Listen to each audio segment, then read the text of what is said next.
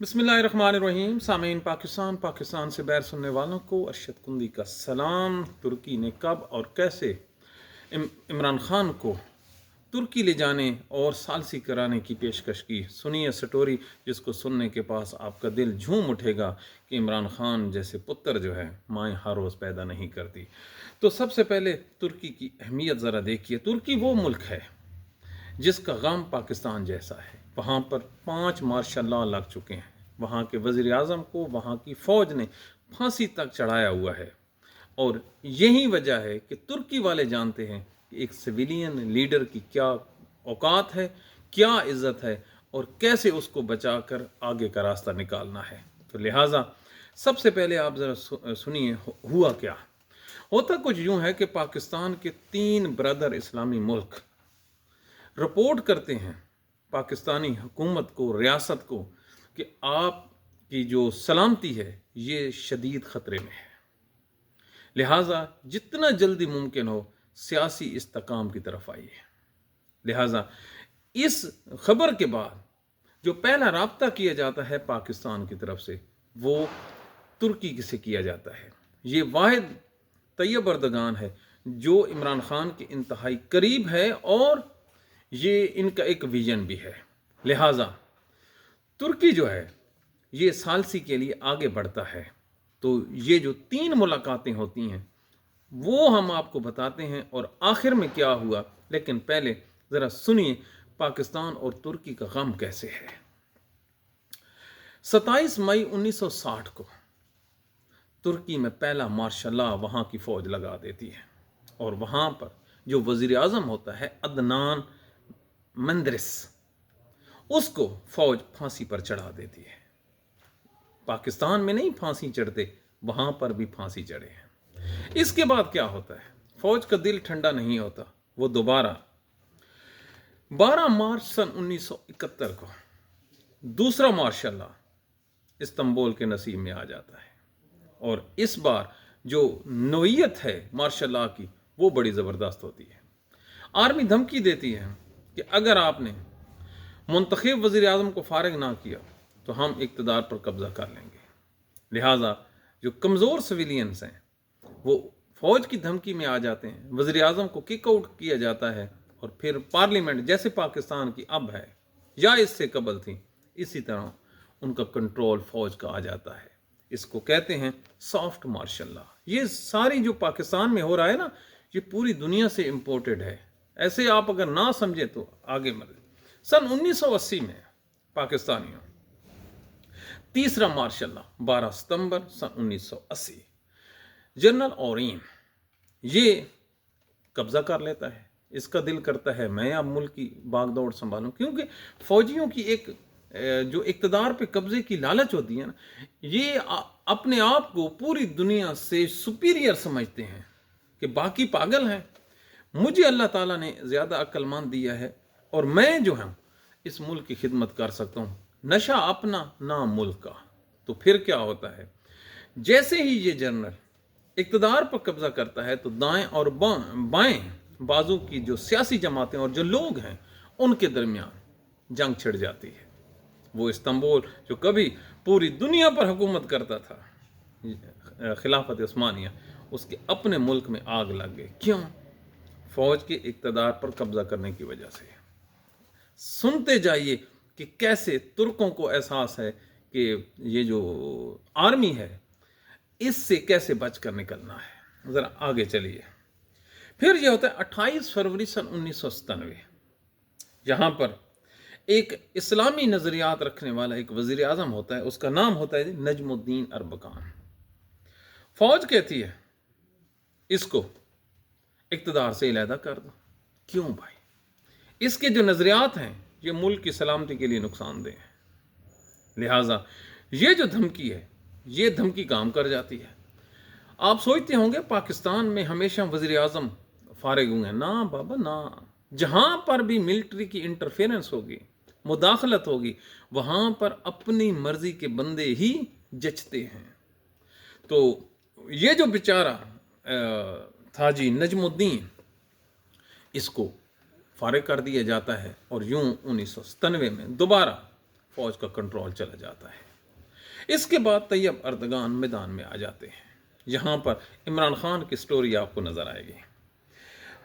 15 جولائی سن 2016 فوج کے جنرل اٹھتے ہیں، کہتے ہیں ہم اس کو فارغ کرتے ہیں طیب اردگان کو، لیکن وہاں پر عمران خان کا موبائل ہے نا، اس سے قبل یہی موبائل طیب اردگان کی مدد کو پہنچ جاتا ہے۔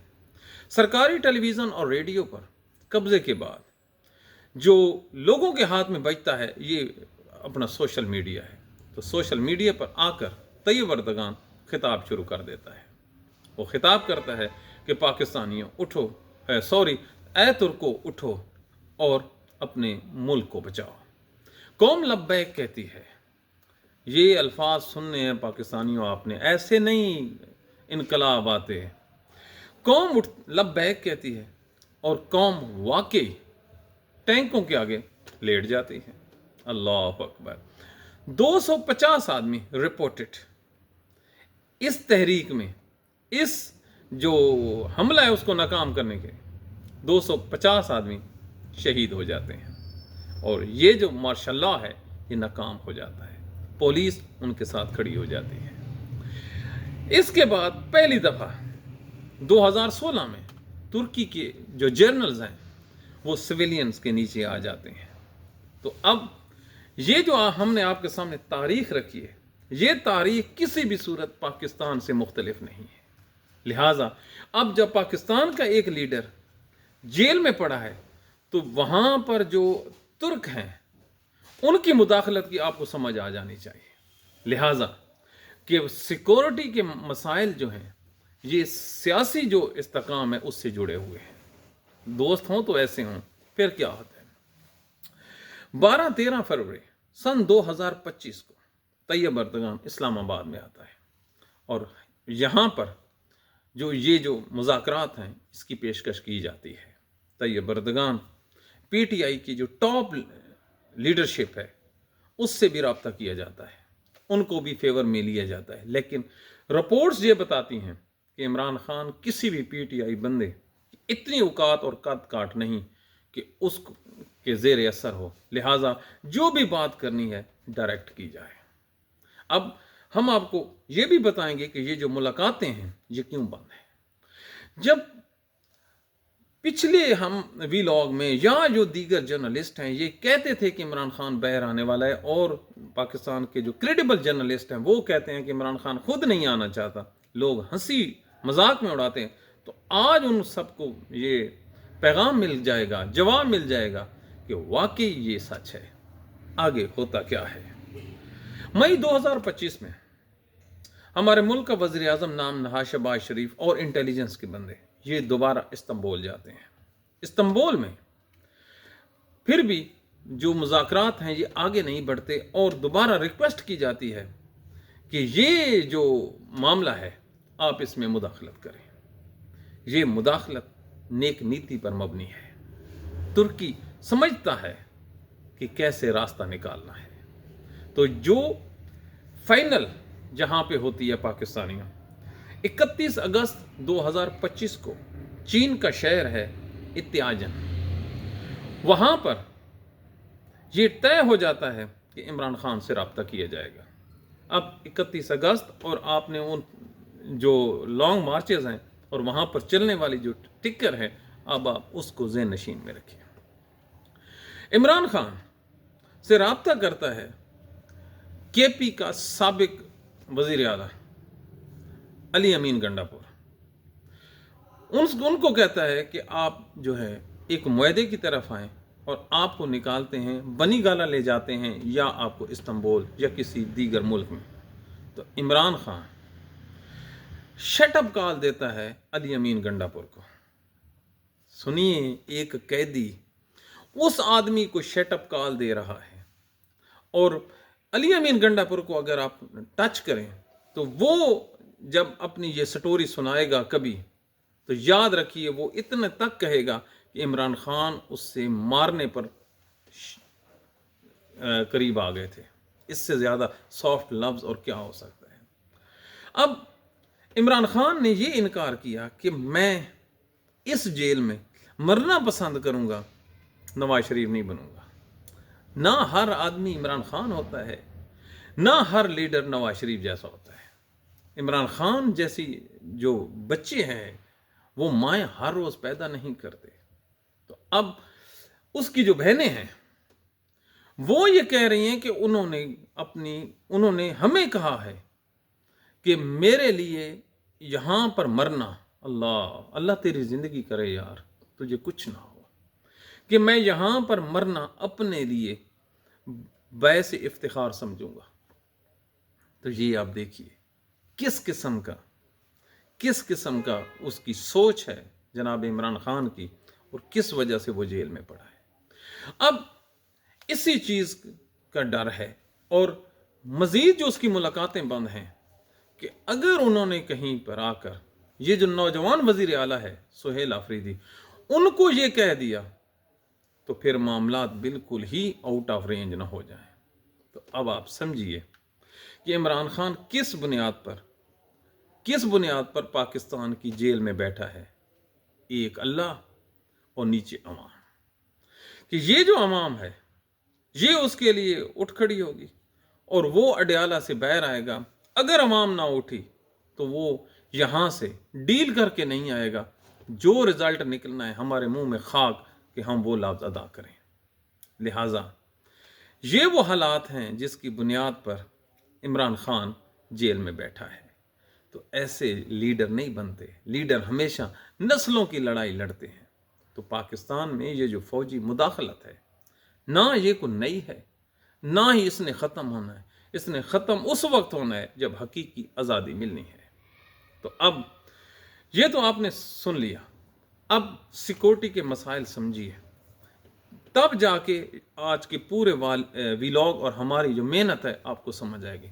کل مولانا فضل الرحمان نے پارلیمنٹ میں خطاب کیا ہے۔ پاکستانیوں لازمی نہیں ہے کہ آپ ہر بات کو اس کی شخصیت کے مطابق تولیں۔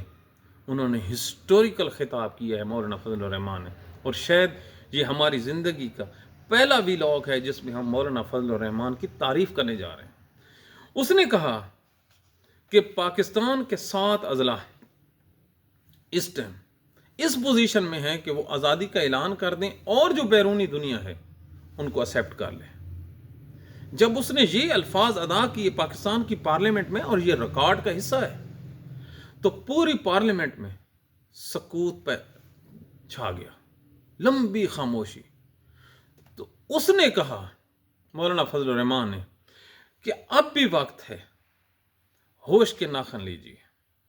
اب محب وطن جو لوگ ہوتے ہیں نا جی، سیاست اپنی جگہ پہ، لیکن قیامت سے پہلے جو نشانیاں آتی ہیں اس کا جو تدارک ہے، اس کا جو وہ بھی بتا دیتے ہیں کہ بچنا کیسے، اور اس سے خبردار بھی کر دیتے ہیں کہ یہ کچھ ہونے والا ہے۔ تو یہ کوئی معمولی سٹیٹمنٹ نہیں ہے۔ اور کل جو سرفراز بگٹی ہے وہ انٹرویو دیتا ہے کہ یہ جو بلوچ قوم پرست ہیں، یہ جو دہشت گرد ہیں، کوئی شک نہیں کہ یہ دہشت گرد ہیں، یہ پاکستان کے دشمن ہیں، یہ پاکستان کے نوجوانوں کو ورغلا رہے ہیں۔ اس نے کہا کہ 2 یا 3% ان کو سپورٹ حاصل ہے۔ یہ سیاست.com کی یہ سٹوری ہے کہ یہ انٹرویو چھپا ہے۔ تو اس کا مطلب ہے اگر 1 کروڑ آبادی ہو تو 2 سے 3 لاکھ، یہ بہت بڑا فگر ہے۔ تو اس بنا پر اگر آپ پورے کے پورے پکچر کو اور یہ جو ہونے والے دھماکے ہیں اگر آپ سامنے رکھ کے سوچیں تو یہ سمجھ آتی ہے کہ حالات خراب مزید ہو سکتے ہیں، اور یہ جو سیاسی عدم استحکام ہے یہ مزید بربادی پیدا کر دے گا۔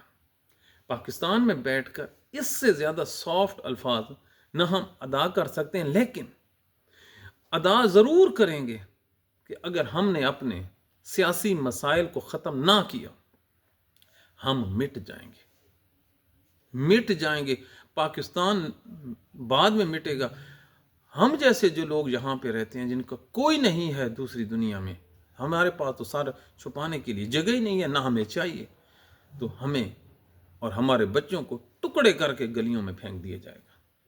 پاکستان اتنی قیمتی چیز ہے، اتنی آزادی اگر مزہ دیکھنا ہو نا یہ آزادی کی طرح، تو جو سکھ ہیں پنجاب کے ان سے پوچھو، ہر روز 24 گھنٹے روتے ہیں اور 24 گھنٹے سسکتے ہیں اپنے خالصتان کے لیے۔ تو پاکستان جو ہے یہ کئی لوگوں کی امید ہے اور یہ عشق ہے پاکستانیوں کا، اللہ اس کو سلامت رکھے۔ لیکن اللہ کے نبی حضرت محمد صلی اللہ علیہ وآلہ وسلم کے ارشاد پاک ہے، اے لوگو آپس میں اختلاف کو دشمنی میں تبدیل نہ کرنا، اور اختلاف جو آپ کے درمیان ہے یہ ایک باعث رحمت ہے۔ امت میں اتفاق جو ہے ڈفرینس آف اوپینین یہ باعث نعمت ہے۔ تو ہم اس باعث نعمت کو استعمال کرتے ہوئے اپنے معاملات ٹھیک کر رہے ہیں۔ کل کہا تھا، آج بھی کہتے ہیں کہ جو لوگ کے پی کی حکومت ختم کر کے گورنر راج لگوانا چاہتے تھے، ان کے چہرے پڑھ لو، ان کی سوچ کا معیار چیک کر لو، اس سے بڑی ملک دشمنی ہو ہی نہیں سکتی کہ کس طرح لوگوں کو آپ نے دھکیلنا ہے۔ منظور پشتین بچے گا، ادھر چلے جائیں گے اگر پی ٹی آئی ختم ہو جائے گی تو۔ یار آپ دیکھیے نا، آج بلوچستان میں بلوچ کہتے ہیں نا کہ ہم یہاں پہ ہیں، خدا کی قسم میں کہتا ہوں عمران خان کو آپ اجازت دیں، اڈیالہ سے باہر نکالیں اور اسے کہیں کہ خاران، یہ جو مارنگ بلوچ کا علاقہ ہے وہاں پر عمران خان جلسہ رکھتا ہے، اگر خاران کی پہاڑوں کی چوٹیوں پر بھی بلوچ بچے بچیاں نہ بیٹھے ہوں اس کی تقریر سننے کے لیے تو ہمارا نام تبدیل کر دینا۔ یار یہ کو بات ہے کرنے والے، سیاسی لیڈر کی جو پاور ہے، سیاسی لیڈر کی جو پہنچ ہے، وہ بندوق سے 1000 گنا تیز ہے، وہ دلوں میں جا دھڑکتی ہے، تو اس کو استعمال تو کریں نا۔ لیکن افسوس ہم نے مولوی فضل حق کو استعمال نہیں کیا، ہم نے فاطمہ جناح کو استعمال نہیں کیا، ہم نے ذوالفقار علی بھٹو کو استعمال نہیں کیا۔ جب وہ اپنے گناہوں سے توبہ طیب ہو گیا تو ہم نے اسے مشورے کے تحت کر دیا۔ ہم نے ڈاکٹر عبدالقدیر خان کی قدر نہیں کی، ہم نے کسی کی قدر نہیں کی۔ اور اب عمران خان کتنے سالوں کے بعد اللہ تعالیٰ نے ایک سیاسی لیڈر دیا ہے اور اس کو جیل میں رکھ کر ضائع کیا جا رہا ہے، ضائع کیا جا رہا ہے۔ اور یہ جو وقت ہے اس کا ملک کو آگے لے جانے کا، نہ وہ غدار ہے نہ وہ کرپٹ ہے۔ میں کہتا ہوں جو مرضی ہے آپ کر لیں، آپ الٹے بھی ہو جائیں، پاکستانی قوم یہ سمجھنے کو تیار ہی نہیں ہے کہ عمران خان کرپٹ ہے۔ یار کل حامد میر کہتا ہے 9 ارب روپیہ چاہیے شوکت خانم کے لیے، تو پاکستانی قوم انشاءاللہ 9 ارب روپیہ اس کے نام پر اس کے ہسپتال کو دے دے گی، اور وہ کیا کہ یہ آدمی ان کے پیسوں کی صحیح حفاظت کرے گا۔ تو ایسا ہیرا شخص یار آپ کی گھڑی بیچے گا، آئے جس کے 2 منٹ کی کمنٹری کرے تو اس سے 2 کروڑ روپیہ ملے۔ دنیا کا سب سے زیادہ جو مہنگا ایکسپرٹ ہے کرکٹ کا وہ عمران خان ہے۔ کتنا؟ 1 منٹ کا 2 کروڑ انڈین چینل ابھی گوگل پہ جائیں تو آج سے کتنے سال پہلے انہوں نے آفر کی تھی۔ تو آج دنیا کو پتہ چلا ہے کہ یار جو کرکٹ کا جو کمرشل ٹائم ہوتا ہے وہ کتنے ہزاروں ڈالرز فی سیکنڈ پڑتا ہے۔ ان لوگوں کو کیا پتہ عمران خان کی قدر کا، یہ تو دنیا دار نگینے ہیں یار۔ تو یہ پاکستان کے موجودہ حالات واقعات ہیں جس سے یہ بات یہاں ہو جاتی ہے کہ ہم نے سیکھنا کیا ہے، لیکن ہم نے سیکھنا کچھ بھی نہیں ہے، کچھ بھی نہیں سیکھنا۔ اگر اب بھی ہم نے نہ سیکھے تو پھر بربادی آپ کے لیے ہے۔ 1971 ہوا تھا نا، اس وقت بھی کہتے تھے کہ کچھ نہیں ہوگا، لیکن بہت کچھ ہو گیا۔ سر جی نا انصافی موت ہے، اور پاکستانی موت کو دعوت دے رہے ہیں۔ پاکستان کی عدالتیں ختم، بالکل ختم، ان کا تم نام قیم ہی ختم ہو گیا۔ تو یہ پاکستان کے حالات ہیں، یہ ہماری آج کی ٹاپ سٹوری ہے۔ اللہ تعالیٰ پاکستان کو اس کو سلامت رکھے۔ اور ایک ثانوی خبر آپ سے شیئر کرتا چلوں، جو سعد رضوی ہے ٹی ایل پی سب کا، اس کی بازیابی کے لیے ایک پٹیشن دائر ہوئی ہے عدالت عالیہ میں۔ اس پٹیشن میں جو جج صاحب ہیں جسٹس فاروق حیدر، اطلاعات کے مطابق انہوں نے سماعت سے انکار کر دیا ہے۔ اس جسٹس صاحب کی ایک خوبی یہ ہے کہ یہ کوئی بھی کنٹروورشل کیس جو ہے یہ اس کی سماعت نہیں کرتے، کوئی بھی ہو تو یہ انہوں نے دے دیا ہے کسی اور جج کے پاس سماعت ہوگا، لیکن آئی جی پنجاب کی تبدیلی کے بعد اس پٹیشن کا لگ جانا بہت ہی معنی رکھتا ہے۔ کل انشاءاللہ العظیم یہ جو آئی جی پنجاب کیا ہے اس پر پورا پروگرام کریں گے اور اس کو بتائیں گے کہ اپنے گریبان میں جھانک، کیا چیز کما کے جا رہا ہے اور کیا چیز تیرے فرشتوں نے تیرے لیے لکھی ہوگی۔ ایک دن آپ نے ریٹائر بھی ہو جانا ہے، ایک دن آپ نے اللہ تعالیٰ کے حضور بھی پیش ہونا ہے، اور ایک دن آپ نے اپنے تمام اعمال کا جواب بھی دینا ہے۔ یہ اللہ کا فرمان عظیم ہے، کسی انسان کا نہیں ہے۔ تو یہ ہمیں اپنی دعاؤں میں یاد رکھیے، اپنے کامنٹ سے ہمیں آگاہ کرتے رہیے۔ اللہ تعالیٰ آپ کو، آپ کے بچوں کو، آج بہت بڑی رات ہے، تو اللہ تعالیٰ آپ کی دعائیں قبول کرے۔